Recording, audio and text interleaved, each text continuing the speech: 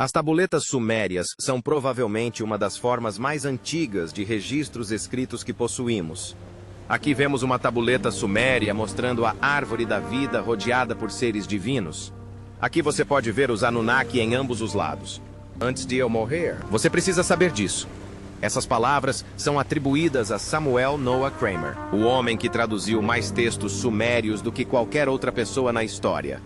Por mais de 50 anos, Kramer ficou sentado sozinho com tábuas de argila que ninguém mais no mundo conseguia ler. Tábuas mais antigas que a Bíblia, mais antigas que o Egito, mais antigas que a própria história registrada. Os sumérios inventaram não apenas a escrita, mas também a realeza, o direito, as cidades, a medição do tempo e a própria ideia de civilização. Mas dentro desses comprimidos rachados havia algo muito mais perturbador. Kramer percebeu padrões, histórias que não mudavam, avisos que se repetiam com precisão mecânica e descrições de deuses que agiam mais como administradores do que como figuras míticas, seres que davam ordens. Julgavam as pessoas, puniam-nas por suas falhas e falavam da humanidade como algo projetado. No final da vida, Kramer ficou cada vez mais perturbado por uma certa conclusão, que raramente expressava publicamente. Os sumérios não escreviam lendas. Eles registraram instruções, eventos e intervenções que acreditavam ser verdadeiros. E se Kramer estivesse certo, então a civilização não começou com o gênio humano. Tudo começou com um contato. E essas tábuas nunca foram concebidas para serem poesia. Eles deveriam ser lembrados. Antes de mostrarmos o vídeo que Kramer hesitou em publicar, clique em gostei e inscreva-se no canal.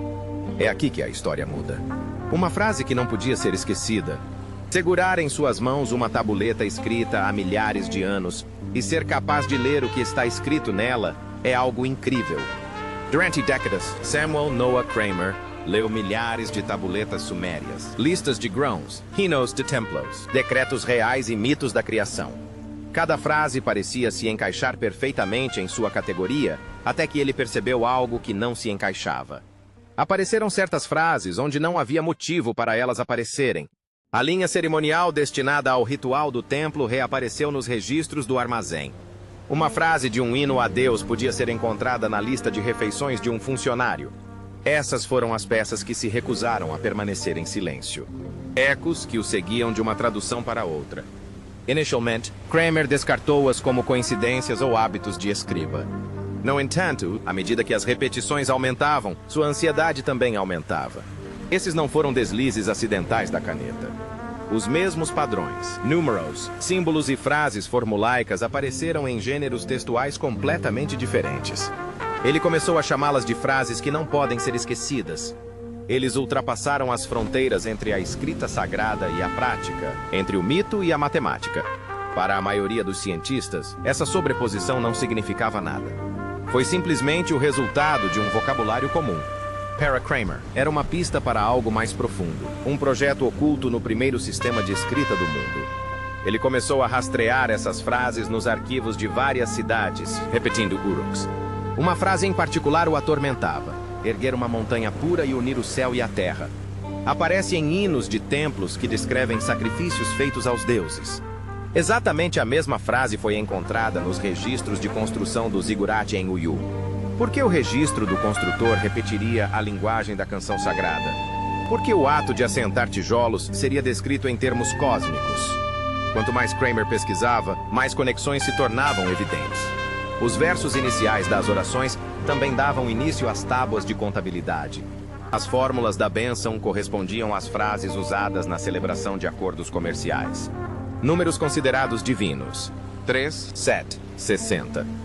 Apareciam não apenas em mitos, mas também em listas de suprimentos e tabelas de racionamento de alimentos.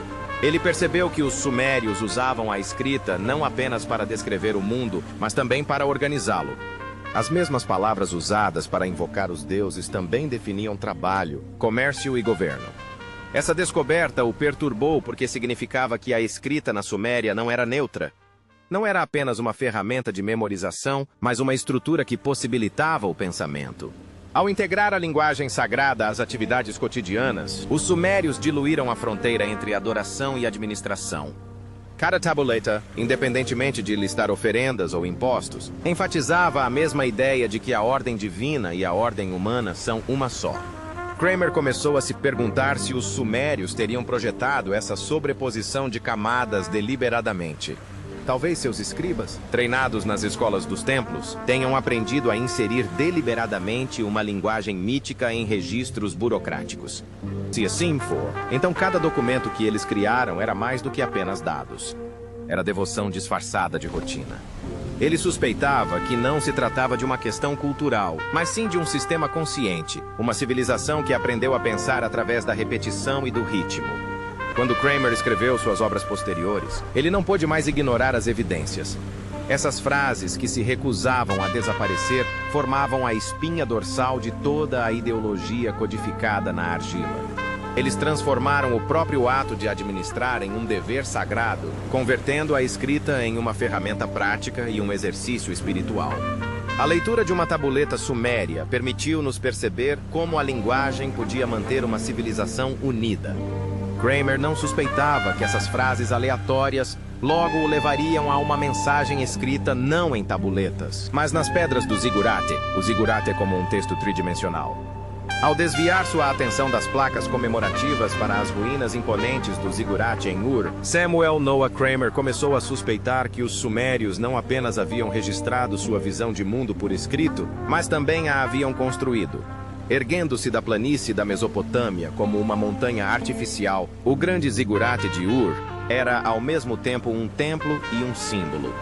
Seus vastos terraços se elevam em direção ao céu, culminando em um templo dedicado ao deus da lua, Nana. Cada tijolo, cada passo e cada alinhamento das estrelas pareciam transmitir a mesma mensagem que Kramer estava descobrindo na argila: uma fusão de céu, terra e autoridade. Kramer ficou fascinado pela forma como o que era escrito e o que era criado se refletiam mutuamente. Nos arquivos do Templo de Ur, ele encontrou listas intermináveis de materiais, cestos de barro, medidas de tijolos e oferendas de grãos. À primeira vista, esses eram documentos administrativos comuns, mas a forma como estavam redigidos era estranha. Fragmentos de hinos apareceram nos registros de construção.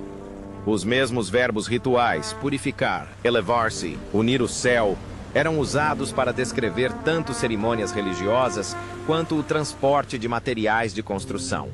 Para Kramer, isso não poderia ter sido uma coincidência. A língua em que o templo foi construído era sagrada.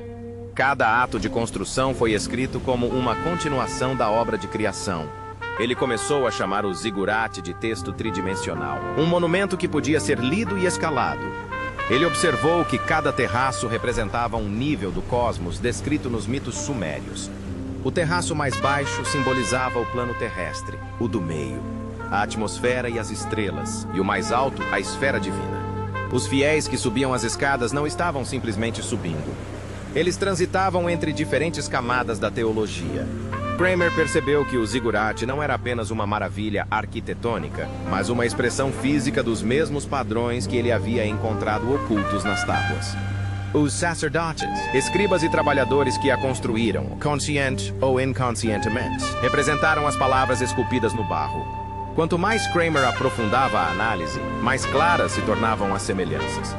Em um conjunto de tabuletas, as oferendas a Nana foram dispostas de maneira rítmica e padronizada, cada linha refletindo a estrutura ordenada dos terraços do zigurate. Em outro relato, o papel do rei é descrito como um elo entre deuses e homens, uma personificação viva do próprio zigurate. Essas frases não eram floreios poéticos. Esses eram os planos. O edifício era simultaneamente um símbolo e uma escritura em que arquitetura, religião e política falavam a mesma língua. Kramer ficou cada vez mais convencido de que os sumérios haviam realizado algo extraordinário. Eles fizeram da sua arquitetura uma extensão do seu sistema de escrita. O zigurate e as tábuas não existiam simplesmente lado a lado. Eles se complementavam. Uma tornou a fé visível, a outra a tornou repetível. Juntos, eles criaram um ciclo no qual cada festival, sacrifício e lei confirmava a hierarquia cósmica gravada na paisagem urbana. Essa descoberta mudou a forma como Kramer entendia a civilização suméria. Ele começou a ver o zigurate não como uma estrutura onde ocorriam cerimônias religiosas, mas como a própria religião, uma doutrina viva e pulsante em pedra. A geometria do edifício e dos arquivos que o circundavam transmitiam uma mensagem coerente de que a ordem do mundo era permanente, multifacetada e divina. Cada subida pelas escadas refletia o desejo humano de buscar o entendimento, mas também lembrava a cada cidadão seu lugar nessa ordem. Para Kramer, essa foi a chave para o desenvolvimento de sua teoria. Os sumérios não separavam a vida sagrada da vida secular porque não podiam. A própria língua em que escreviam e os edifícios que construíam eram uma garantia disso. A civilização deles era um texto que se podia percorrer, uma teologia que se podia tocar. Mas a revelação mais profunda de Kramer veio quando ele olhou para os próprios escribas, os guardiões desse sistema vivo, os escribas que governavam por meio das palavras. Ao seguir o rastro de frases repetidas desde as paredes dos templos até os terraços dos zigurates, Samuel Noah Kramer percebeu que uma verdade não podia ser ignorada. Por trás de cada hino sagrado, cada decreto real e cada livro de tijolos, havia escribas. Eles eram os arquitetos ocultos da civilização suméria, aqueles que transformaram o pensamento em escrita e a escrita em lei. Enquanto os reis construíam monumentos e os sacerdotes realizavam rituais, os escribas eram os engenheiros silenciosos da continuidade. Sem eles, não haveria civilização digna de ser lembrada. Nas grandes casas de tabuletas em cidades como Ur e Nippur, jovens escribas treinavam durante anos sob supervisão rigorosa.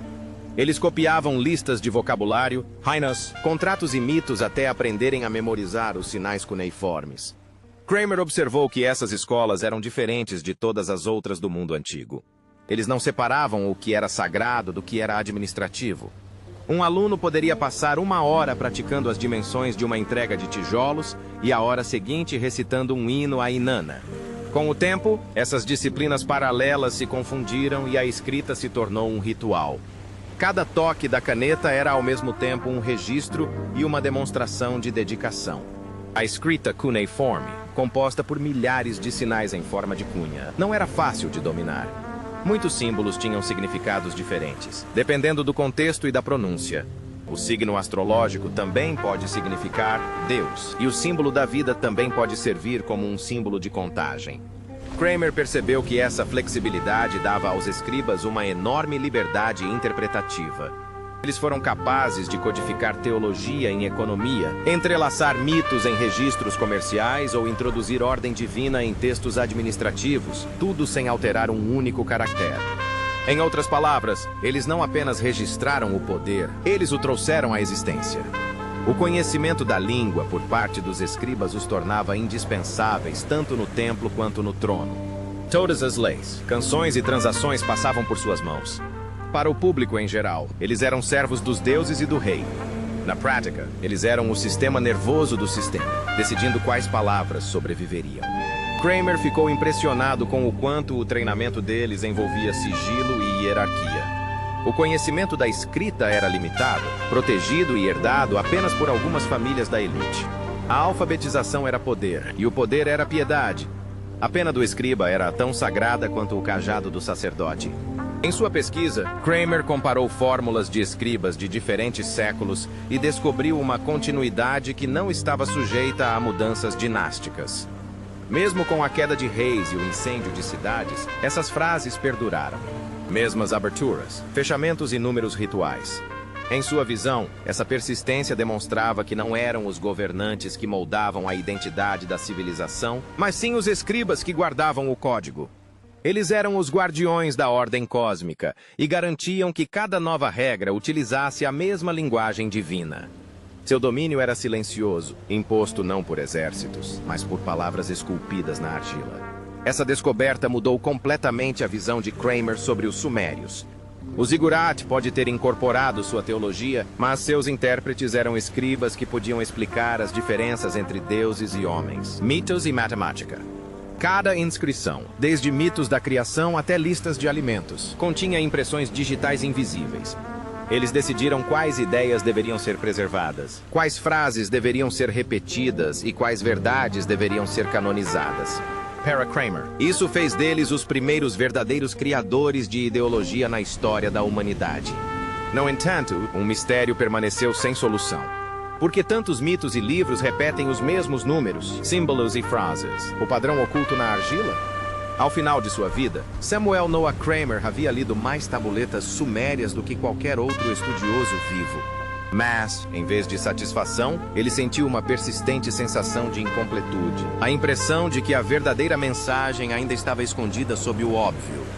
As palavras eram claras, a gramática estável, mas a repetição de formas, números e frases parecia demasiado deliberada para ser descartada como mera convenção.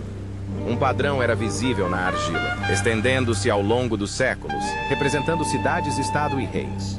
Combinava mitos com livros de contabilidade, orações com registros de impostos e hierarquias cósmicas com hierarquias humanas.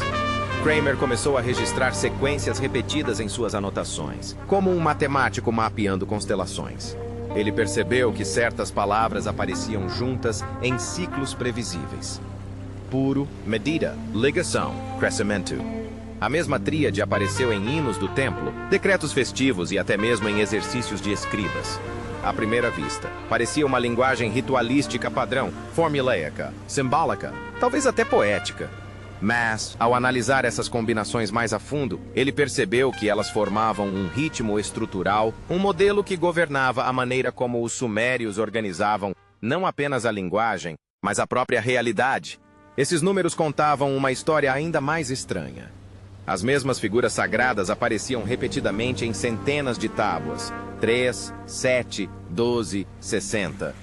Eles apareciam em mitos, histórias de família, oferendas em templos e até mesmo em diários de trabalho.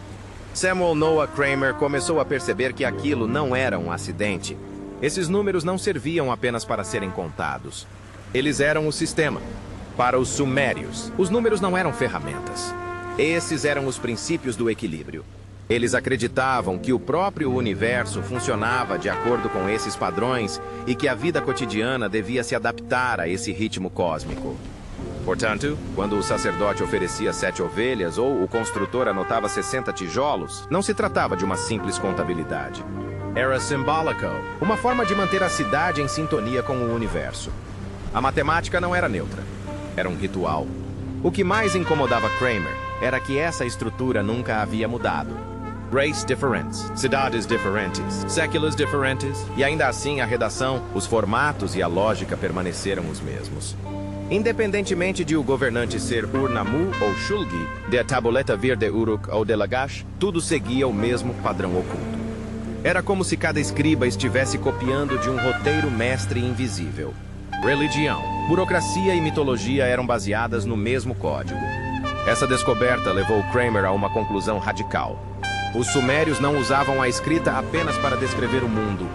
Eles usaram isso para manter o mundo funcionando. A carta não registrava o pedido.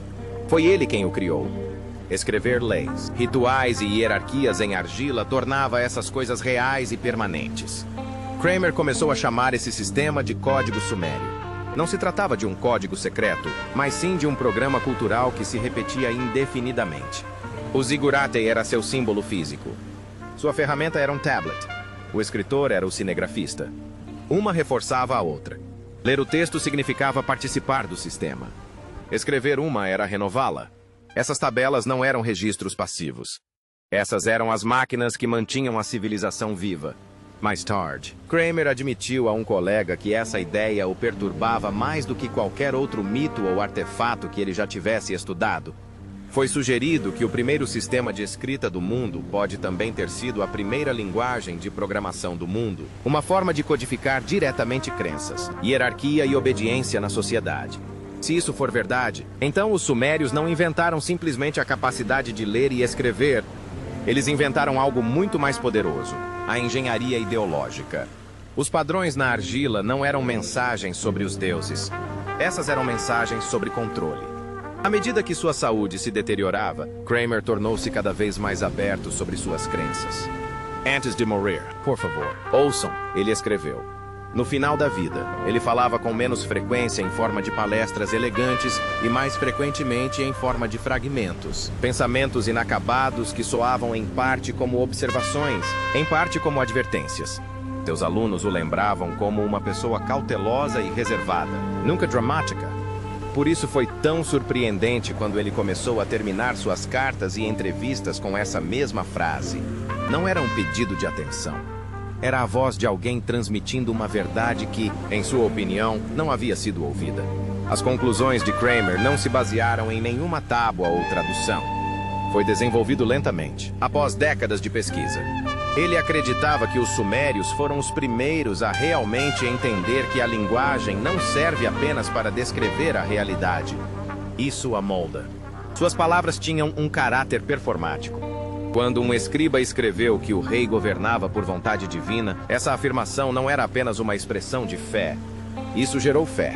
A própria escrita tornou-se um ato criativo, e quem a controlava? Em seus cadernos posteriores, Kramer escreveu que toda civilização se baseia em dois tipos de poder. Um deles é visível, tijolos, exércitos, templos. O segundo é invisível, histórias, leis, mitos. Os sumérios combinaram esses dois sistemas usando a escrita. O zigurat demonstrava hierarquia em pedra. Isso foi preservado em um texto cuneiforme. Juntos, eles formaram um ciclo que ensinou às gerações subsequentes a perceber a ordem como algo natural e inquestionável. O padre leu a placa. Um operário estava assentando tijolos. Ambos acreditavam que serviam aos deuses. Na realidade, eles estavam seguindo uma lógica escrita centenas de anos antes por escribas que já haviam falecido há muito tempo. Kramer temia que a ideia soasse mística ou conspiratória, por isso raramente falava sobre isso diretamente. Mas em uma carta ele escreveu uma frase e a sublinhou 2 vezes. Os sumérios descobriram que, para dominar a mente, bastava dominar os símbolos. Para ele, essa foi a maior invenção deles. Controle através da linguagem em vez da força. Uma força silenciosa que se tornou a base de todas as sociedades organizadas que se seguiram. Kramer acreditava que a tragédia era que esse poder havia se tornado invisível justamente por funcionar tão bem. Quando a escrita se tornou parte da religião e do governo, ninguém mais a questionou. Palavras sagradas tornaram-se lei estatal. Os sumérios não apenas criaram a escrita.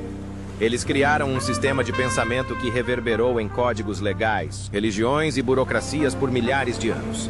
Onde os leitores modernos veem textos antigos, Kramer via o esboço da própria civilização.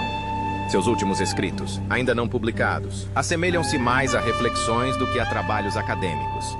Ele argumentou que a fronteira entre mito e registro histórico, entre o sagrado e o secular, não existia inicialmente. Os primeiros escritores não documentaram a verdade. Eles o produziram. E para Kramer, não foi uma acusação. Isso foi uma confirmação. A primeira grande tecnologia da humanidade foi a fé, perpetuada por meio das palavras. Os mitos não eram erros. Eram ferramentas, estruturas que ajudavam as pessoas a se organizar, a lembrar e a imaginar. Vista dessa perspectiva, cada tablet, pergaminho ou inscrição, não era simplesmente um registro do passado, mas um projeto para o futuro. Em última análise, o alerta de Kramer parece mais relevante do que nunca. Os sumérios ensinaram à humanidade uma lição perigosa. Quem controla a escrita controla a verdade. Suas tabuletas de argila não apenas registraram a existência da civilização, como a criaram. Com palavras, eles moldaram a fé, o poder e a ordem.